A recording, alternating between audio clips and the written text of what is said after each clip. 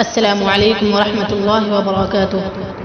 اعوذ باللہ من الشیطان الرجیم، بسم اللہ الرحمن الرحیم۔ آج میں آپ کو بچوں کے بارے میں کچھ باتیں بتاؤں گی۔ مجھے امید ہے کہ آپ میری باتوں کو بغور سماعت فرمائیں گی اور اس پر عمل کرنے کی پوری کوشش کریں گی۔ سب سے پہلی بات ہے، عظیم ماں بچوں کو کبھی بد دعا نہ دینا۔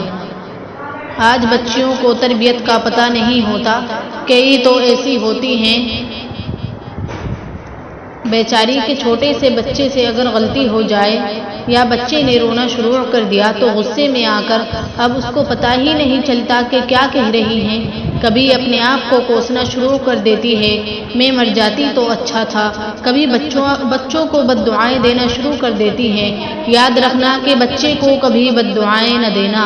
کوئی زندگی میں ایسا وقت نہ آئے کہ غصے میں آ کے بد دعائیں دینے لگ جانا، ایسا کبھی نہ کرنا۔ اللہ کے ہاں ماں کا جو مقام ہوتا ہے، ماں کے دل اور زبان سے جو دعا نکلتی ہے وہ سیدھی اوپر جاتی ہے، عرش کے دروازے کھل جاتے ہیں تو دعا اللہ کے ہاں پیش کر دی جاتی ہے اور قبول کر دی جاتی ہے۔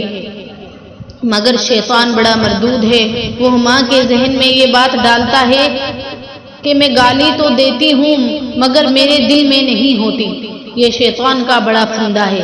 حقیقت میں توبہ بد دعا کے الفاظ کہلواتا ہے اور ماں کو تسلی دیتا ہے کہ تو نے کہا تو تھا کہ مر جاؤ مگر تمہارے دل میں نہیں تھا۔ کبھی بھی شیطان کے دھوکے میں نہ آنا، بچے کو بد دعا نہ کرنا۔ کئی مائیں بچوں کو بد دعائیں دے کر ان کی عاقبت خراب کر دیتی ہیں، اپنی زندگی برباد کر دیتی ہیں۔ ماں کی بد دعا کا اثر آج نہیں تو کل۔ ایک عورت کو اللہ نے بیٹا دیا مگر وہ غصے میں قابو نہیں پا سکتی تھی، چھوٹی چھوٹی باتوں پر بچوں کو کوسنے لگ جاتی۔ ایک دفعہ بچے نے کوئی بات ایسی کر دی، غصہ آیا اور کہنے لگی کہ تو مر جاتا تو اچھا تھا۔ اب ماں نے جو الفاظ کہہ دیے، اللہ نے اس کی دعا کو قبول کر لیا، مگر بچے کو اس وقت موت نہیں دی بلکہ اس بچے کو اللہ تعالیٰ نے نیک بنایا، اچھا بنایا، لائق بنایا۔ وہ بچہ بڑا ہوا، عین بھرپور جوانی کا وقت تھا، یہ نیک بن گیا، لوگوں میں عزت ہوئی، لوگ نام لیتے کہ بیٹا ہو تو فلاں جیسا ہو۔ پھر اللہ نے اس کو بخت دیا، کاروبار بھی اچھا ہو گیا تھا، لوگوں میں اس کی عزت تھی، تذکرے اور چرچے تھے۔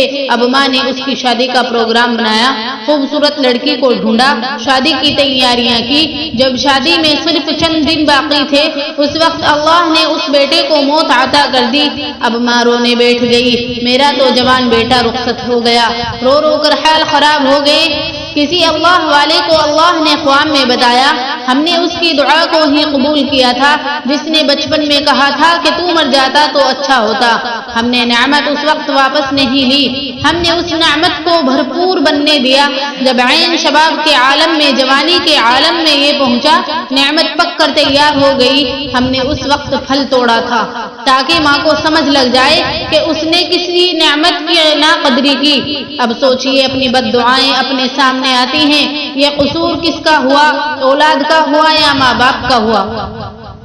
اس لیے بچیوں کو دینی تعلیم دینا اور ان کو سمجھانا کہ بچوں کی تربیت کیسے کی جاتی ہے، یہ انتہائی ضروری ہے۔